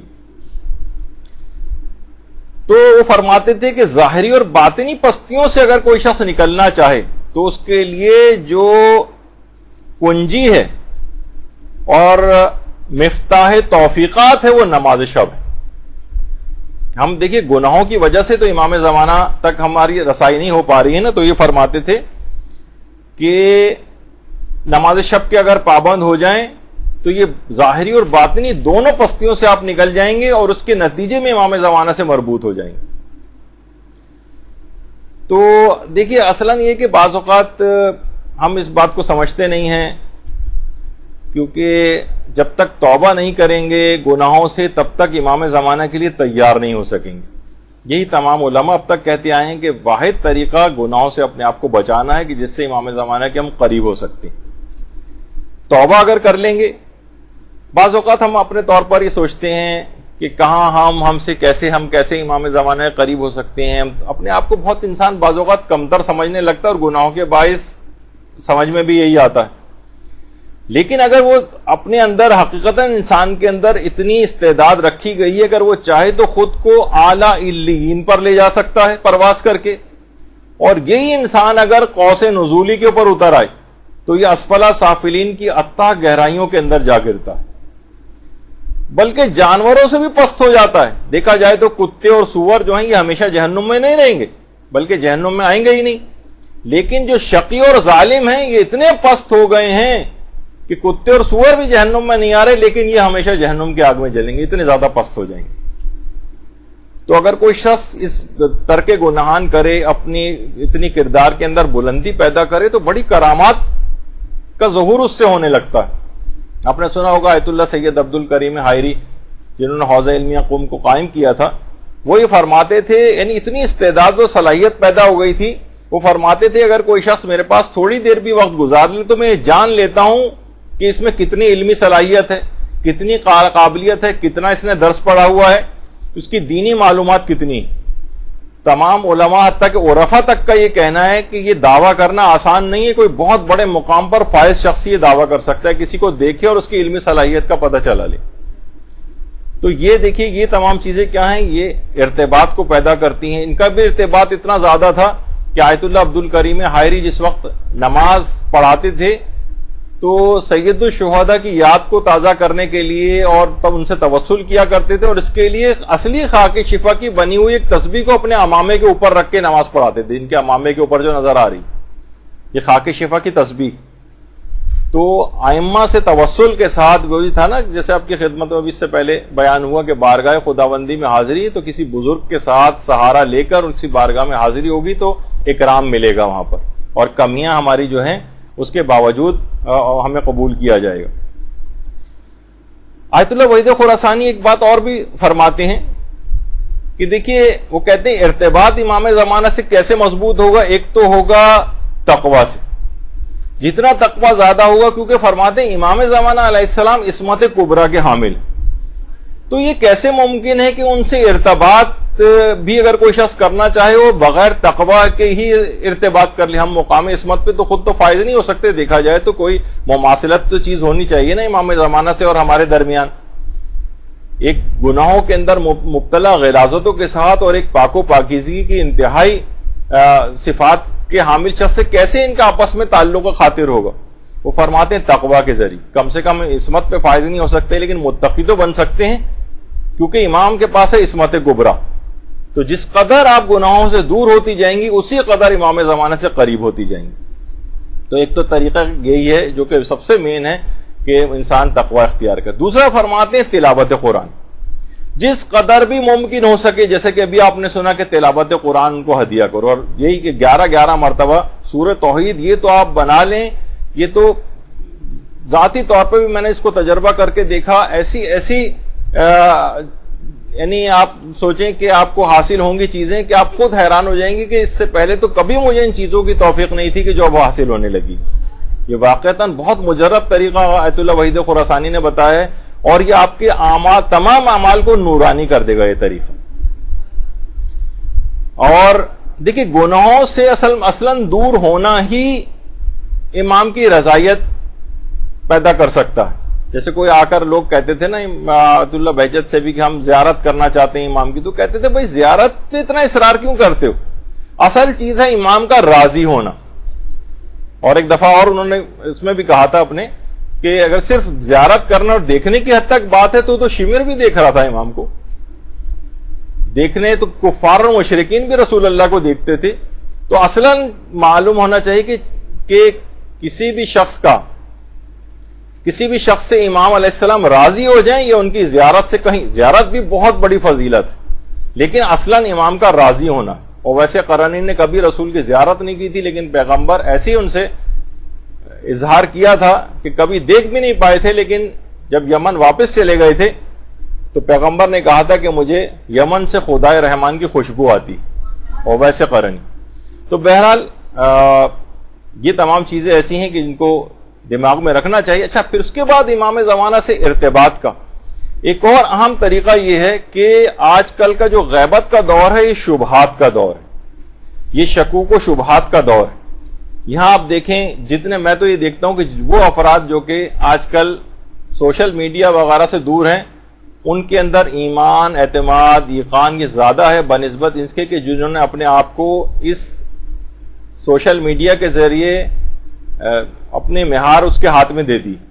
روزانہ کی بنیاد پر ہم دیکھتے ہیں شبہات ایجاد کیے جا رہے ہیں. بہت سارے فیس بک پیجز ایسے ہیں جو کہ بہت ساری چیزوں کو مشکوک بناتے ہیں. یہ فضیلت بھی امام کی مشکوک ہے، یہ بھی فضیلت مشکوک ہے، یہ روایت مشکوک ہے، یہ روایت ضعیف ہے، یہ زیارت ضعیف ہے، یہ دعا ضعیف ہے، حتیٰ کہ مسلمہ جو عقائد ہیں ان کو بھی ضعیف بنا کے پیش کیا جا رہا ہے. تو کمزور عقیدے کے حامل افراد وہ بیچارے گمراہ ہو جاتے ہیں، کمزور پڑ جاتے ہیں. یہ بھی فضیلت شرک ہے، یہ فضیلت غلو ہے، یعنی ہر وقت یہ دعا، یہ زیارت، یہ تمام چیزیں بہت سے بوجھ بجکڑ قسم کے افراد بھی ہر شخص اس کے اندر آگے بڑھ کے اپنا حصہ جو ہے ڈال رہا ہے. بھانت بھانت کی اس کے اندر بولیاں بولی جا رہی ہیں. تو ان عقائد کے شبہات سے نکلنے کا ظاہر انسان استعمال کرتا ہے ان تمام چیزوں کو. تو عقائد کی شبہات سے نکلنے کا علماء نے ایک طریقہ بتایا، بلکہ دو طریقے. ایک تو طریقہ دیکھیے بہرحال یہ ہے کہ صرف اور صرف مراجع عالم کے عقائد اور نظریات وہ آپ صرف معلوم کریں. یہاں پہ ہر شخص مثلا سپر اسٹور موجود ہے، اس کے باوجود بھی آپ باہر چھابڑی والے سے کوئی چیز اگر خریدیں تو آپ کو کہا جائے گا کہ اچھی بہتر جگہ سے لیتے، بنسبت اس سے آپ نے کوئی گندی سندی مضر صحت چیز خرید لی. تو یہ علماء اور مراجع یہ سب سے زیادہ اس بات کی صلاحیت رکھتے ہیں. تو آپ ہمیشہ نظریات اور عقائد میں انہی کی باتوں کو دیکھیے، عام کسی چھوٹے موٹے سوشل میڈیا پہ بیٹھنے والے کسی آدمی کی باتوں کے اوپر نہ جائیں. یہی وجہ ہے کہ دیکھیے زمانہ غیبت میں یہ جو دعا ہے، یا اللہ یا رحمان یا رحیم یا مقلب القلوب ثبت قلبی علی دینک یا ثبت قلوبنا علی دینک، اگر سب لوگوں کے لیے دعا کریں تو اس کی تاکید کیوں ہے آخری زمانے میں؟ کیونکہ شبہات بہت زیادہ ایجاد کی جائیں گے، لوگوں کے عقیدے کو خراب کیا جائے گا، امام زمانہ پہ مشکوک ان کو بنایا جائے گا. اور دیکھیے بہت زیادہ اس بات کی اہمیت ہے کہ اس دعا کو بھی آپ کوشش کریں کہ اپنی نمازوں کے واجب نمازوں کے قنوت تک کے اندر اس دعا کو پڑھیں، کیونکہ یہ بہت زیادہ شبہات آج کل ایجاد ہو رہے ہیں. اس لحاظ سے بہت ضرورت ہے اس بات کی، اور ایمان انسان بچا کے کامیابی کے ساتھ لے جائے، یہ بہت ضروری. یہی وجہ ہے کہ شب ہجرت جب حضرت امیر نے پیغمبر اسلام سے جو جملہ ارشاد فرمایا تھا کہ یا رسول اللہ وذالک فی سلامت من دینی، کیا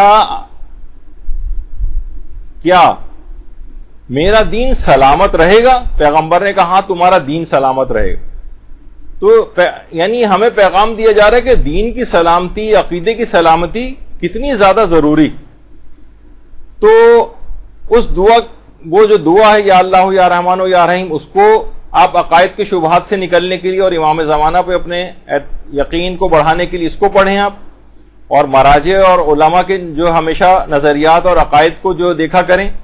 اور جب بھی کوئی چیز پڑھیں، علماء ایک بہت ہی اچھی بات یہ بیان فرماتے ہیں کہ جب بھی عقائد کے لحاظ سے کوئی آپ بحث پڑھیں، عقائد کے لحاظ سے کوئی چیز پڑھیں جس کے اندر بہت ساری بحثیں ہوں اور شکوک و شبہات پیدا ہو سکتے ہوں، تو آپ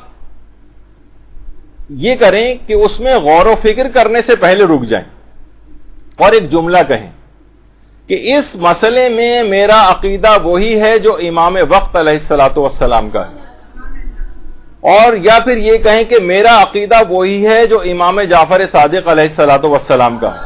اللہم صلی علی محمد و علی محمد.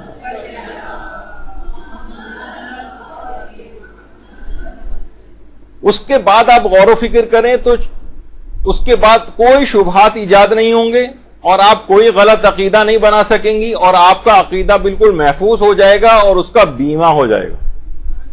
یعنی ایک جملہ کہیں ہمیشہ عقائد کی بحثوں کو پڑھنے سے پہلے ہی کہ میرا عقیدہ وہی ہے اس مسئلے میں جو امام زمانہ کا ہے، یا میرا عقیدہ وہی ہے جو اس مسئلے میں جو امام جعفر صادق کا ہے.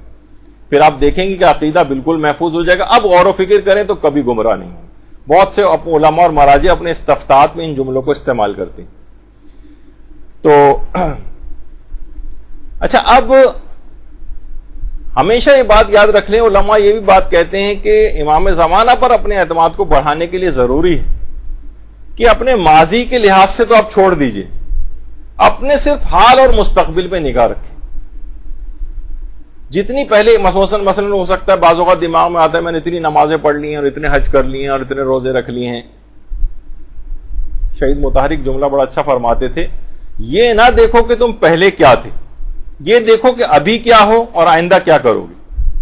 اور بہت سی علماء نے اس کی بڑی مثالیں دی ہیں، جیسے کہ واقعتاً انسان کو ڈرنا چاہیے، ہمیشہ اپنے حال کو مد نظر رکھیں کہ آپ اس وقت کیا ہیں.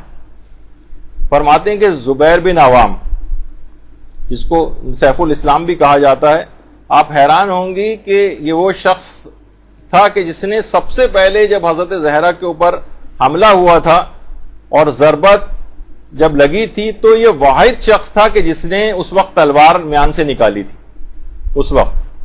اچھا، ایک بات بیچ میں اور بتا دوں علماء اور مراجع سے، اکثر یہ لوگ یہ سوال کرتے ہیں اور غیر بھی سوال کرتے ہیں کہ حضرت امیر اس وقت کہاں پر تھے. تو بس مختصر سا بھی بیان کرتے ہوئے جاؤں کہ آیت اللہ صادق روحانی سے بھی جب یہ سوال پوچھا گیا تو کہا کہ حضرت امیر اس وقت وہاں پر موجود نہیں تھے. جب یہ واقعہ ہوا حضرت امیر گھر کے اندر موجود نہیں تھے. تو تفصیل اس کی اور ہے، ورنہ لوگ کہتے ہیں کیسے ممکن ہے کہ ان کے سامنے ان کی زوجہ کے اوپر جو ہے وہ حملہ ہو اور حضرت نے کچھ نہ ان کو بچایا ہو. خیر، تو اس شخص نے سب سے پہلے تلوار نکالی تھی، یعنی اس کا ماضی دیکھیے کیسا تھا. اور یہ کہا جاتا ہے کہ اسلام کے لیے اس نے اپنی دولت کے منہ کھول دیے تھے، اور بلکہ ابتدائی خلافہ کی اس نے کوئی وہ نہیں کی تھی بیعت، یہاں تک ماضی اس کا شاندار تھا. اور اس کے بعد کیا ہوا، حال کے اندر کیا ہوا، جس وقت اس نے یہاں تک عہد شکنی کی امیر المومنین سے، اور جنگ جمل میں طلحہ اور زبیر اور جو جنگ کرنے والے افراد آئے تھے ان کے ساتھ جا کر مل گیا، یہاں تک کہ جنگ جمل میں ہی مولا کے لشکر کے ہاتھوں قتل ہو گیا. یعنی ماضی کیسا تھا اور اس نے اپنا کیا حشر کر لیا. شمر کے متعلق کیا کہا جاتا، ابتدا میں یہ امیر المومنین کی فوج کا سپاہی تھا، صفین میں مولا علی کے ساتھ لڑا تھا، اور اس کے بعد انجام کیا ہوا شمر کا. اسی طریقے سے عمر ابن سعد ملعون، عاشور کے دن اس نے فجر کی نماز پڑھی تھی اور اس کے بعد کہا تھا میں قربتاً اللہ خیام حسینی کی طرف پہلا تیر چلانے والا میں ہوں.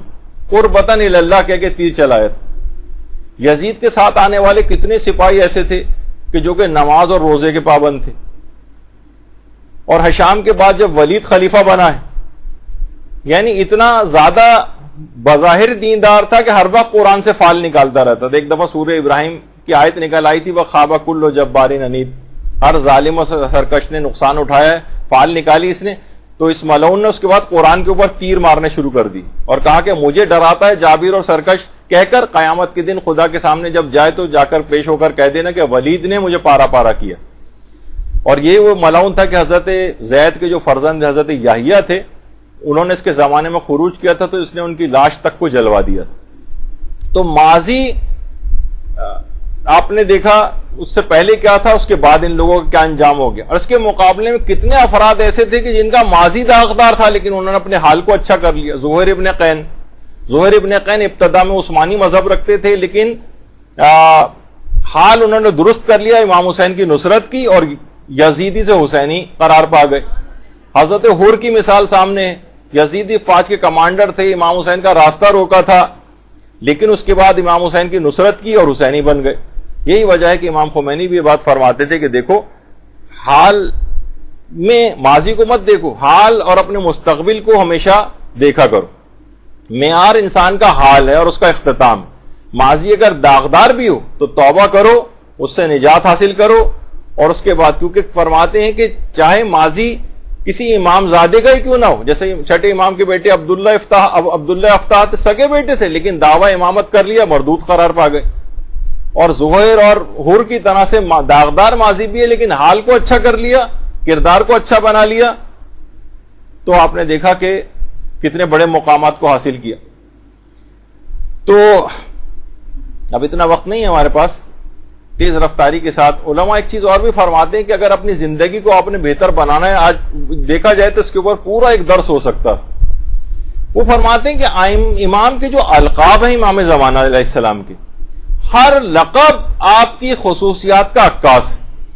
باقاعدہ نجم الثاقب میں 182 اسما کا ذکر ہوا ہے, اور بہت سی کتابوں میں تو 310 اسما اور امام کی جو القابات ہیں ان کا تذکرہ ہوا ہے. علماء فرماتے ہیں کہ اگر آپ امام کے جو القاب کی خصوصیات کو اگر آپ دیکھ لیں تو ہر لقب آپ کی خصوصیات کا عکاس ہے, اور انسان اگر چاہے واقعتاً تو اپنی زندگی کا نصب العین اس کو قرار دے سکتا ہے. امام کا ہر لقب ان کے منتظرین کو زندگی گزارنے کا طریقہ سکھاتا ہے, ہر لقب. مثلا یعنی دیکھا جائے تو علماء فرماتے ہیں امام کے القاب زمانہ غیبت میں زندگی گزارنے کا روڈ میپ ہے. امام کے القاب مثلا القائم, گناہ اور ظلم کے خلاف قیام کرنے والا. ہم بھی اگر گناہ اور ظلم کے خلاف قیام کریں گے تو امام کے ساتھیوں کے اندر شمار ہوں گے, یعنی ہمارے لیے روڈ میپ بن جائے گا. منتقم, انتقام لینے والا. دیکھیں اگر تعصب اور نفسانیت کی بنیاد پہ انتقام لیا جائے تو مذموم ہے, لیکن اللہ کے لیے. اسی طریقہ سے مثلا غریم امام کا ایک لقب ہے, قرض دار. غریم یعنی اپنے اوپر احکام خداوندی کو امام قرض دار کی طرح سے سمجھتے ہیں. جس طرح قرض دار ہمیشہ بے چین رہتا ہے کہ میں اپنے قرضے کو کیسے ادا کروں, اس طریقے سے امام بے چین رہتے ہیں, اس وجہ سے ان کا ایک لقب غریم ہے. تو ہمیں بھی چاہیے کہ ہم اپنے گھر پر اپنے خود پر خدائی احکامات کو نافذ کرنے کے لیے ہمیشہ بے چین اور بے قرار رہیں. روڈ میپ ہے, القاب کو دیکھیے, اپنے اوپر نافذ کر لیجئے اس کو. یہ بھی وجہ ہے کہ آیت اللہ طباطبائی سے ایک دفعہ کسی نے پوچھا تھا کہ آپ یہ بتائیے کہ ہمیں آخر امام زمانہ کی زیارت کیوں نہیں ہوتی. فرمایا کہ ایسا کرو, چہرے کو دیوار کی طرف کر لو. اس نے چہرہ دیوار کی طرف کر لیا. کہا کہ آپ بتاؤ کہ مجھے دیکھ رہے ہو؟ کہا کہ نہیں. کہا کہ تم نے بھی, ہم نے یہ کر لیا ہے کہ گناہوں اور نافرمانیوں کو انجام دے کر مولا کی طرف پیٹ کر کے بیٹھ گئے. اب کیا ہے, اس وجہ سے ہم مولا کی زیارت نہیں کر پاتے. ان کی راہ الگ ہے, تمہاری راہ بالکل الگ ہے. جو راستہ انہوں نے بتایا ہے تم اس کے بالکل برخلاف چل رہے ہو, تو آخر تم پھر کس طرح سے اس کے اوپر یعنی امام کی کیسے تم زیارت کر سکو گے. تو بہرحال امام کے القاب اگر آپ دیکھیں تو وہ اس کے اندر یہ گناہوں سے بچنا جو ہے اس لحاظ سے ابھی آگے چل کر بھی ایک لقب امام کا آئے گا. مثلا مطہر امام کا ایک لقب ہے پاک و پاکیزہ, تو گناہوں سے پاک و پاکیزہ زندگی آپ کو بھی گزارنی. امام کے القاب میں سے ایک لسان الصدق ہے, سچائی کی زبان. ہمیں بھی چاہیے کہ یہ روڈ میپ ہے ہمارے لیے, ہم بھی سچے بن جائیں, جھوٹ سے اپنے آپ کو دور کر لیں. امام کا ایک لقب مجتہد بھی ہے, انتہائی کوشش کرنے والا. دین میں انتہائی کوشش کر کے دکھائیں آپ. امام کا ایک لقب مجہول بھی ہے, جس کی شناخت نہ ہو سکے تو خود کو نمایاں کرنے کی فکر میں نہ رہیں. یہاں تھوڑی سی بھی عبادت کرتے ہیں تو لوگوں کے سامنے ظاہر کرنا چاہتے ہیں اس کو. امام کا ایک لقب مدبر بھی ہے, تدبیر کرنے والا. ہمیں بھی چاہیے کہ اپنی زندگیوں میں پلاننگ سے کام لیں, دنیا اور آخرت کی چیزوں کو بہتر کریں. مطہر, خود کو پاک و پاکیزہ بنائیں. منتصر, مدد کرنے والا. منتصر, چاہیے کہ ہم بھی دوسروں کی مدد کریں. منعم, نعمت بخشنے والا. ہمیں چاہیے کہ لوگوں کو سہولیات و آسانیاں مہیا کریں. کریم, بغیر استحقاق کے عطا کرنے والا. ہمیں بھی چاہیے کہ لوگوں کو عطا کرنے کی صلاحیت پیدا کریں. حلیم, بردبار. ہمیں بھی چاہیے کہ لوگوں کی خطاؤں کو درگزر کریں. اسی طریقے سے امام کا ایک لقب دائی ہے, دین کی پیغام دینے والا, دعوت دینے والا. اور اس طرح سے سابق یعنی نیکیوں میں سب سے سبقت رکھنے والا. یعنی تمام القاب ایسے ہیں جو آپ کو زندگی گزارنے کا روڈ میپ دیتی. کتنے امام کے القاب, اب اتنا وقت بھی نہیں کہ سب کے اوپر گفتگو کی جائے. یہی وجہ ہے کہ امام کی جو ایک زیارت ہے بہار میں, اس میں ہے کہ السلام علیکہ ایھا المہذب الخائف. آپ پر سلام ہوں اے تہذیب یافتہ ڈرنے والے. علماء فرماتے ہیں مہذب اور پاکیزہ شخص کو تو ڈرنے کی کوئی ضرورت نہیں ہے, پھر امام کس چیز سے خائف ہیں؟ تو علماء فرماتے ہیں کہ امام ہماری بدعمالیوں اور گناہوں کے انجام سے ڈرتے ہیں. یہ تہذیب یافتہ شخص یہ آپ کی بدعمالیوں اور گناہوں سے ڈر رہا اور 1000 سال سے ہمارے لیے خائف. کسی عالم نے دیکھی بہت خوب کہا ہے کہ جس قوم کی دعاؤں میں امام زمانہ سب سے آخر میں ہوں یقیناً وہ قوم ظہور کی منتظر نہیں. اس کی پہلی ضرورت امام زمانہ کا ظہور ہی نہیں, جب ہی ظہور کی دعا سب سے آخر میں رکھتے, سب سے پہلے ہونی چاہیے, سب سے پہلے. تو بہرحال امام کے لیے خصوصی طور پر دعائیں اور اپنی پرائرٹیز میں امام کو پہلے لے کر آئیں. یہی وجہ ہے کہ آیت اللہ محمد حسین طباطبائی بھی یہ بات کہتے تھے کہ امام اس وقت ظہور کریں گے جب امت ظہور پیدا کرے گی. حضرت آیت اللہ بہجت بھی فرماتے تھے کہ حضرت حجت 1000 سال سے غیبت کے زندان میں گرفتار, 1000 سال سے. اس سے زیادہ ان کی قید اور غربت کیا ہوگی کہ امام کسی آبادی میں جا کر اپنی شناخت نہیں کروا سکتے. ان کے پاس 1000 سال قید زندانی پر اہل ایمان خون کے آنسو روتے ہیں اور فرماتے ہیں ہم وہ گروہ ہیں جس نے اپنے سردار کو خود قید کر کے رکھا ہوا ہے, خود محبوس کیا ہوا ہے. گناہوں کی مسلسل انجام دہی سے انصار کی کمی کو انجام دے کر امام کے ظہور کو ڈیلے کیا ہوا ہے اور امام کی قید کو بڑھایا ہوا ہے. لوگ جمکران جاتے ہیں اور اپنی دعاؤں کو وہاں پر کرتے ہیں. حضرت حجت کے لیے دعاؤں کو سب سے آخر میں رکھا جاتا. بسم اللہ الرحمن الرحیم اللہم صل علی محمد وآل محمد اللہم کن لولیک حجت ابن الحسن صلواتک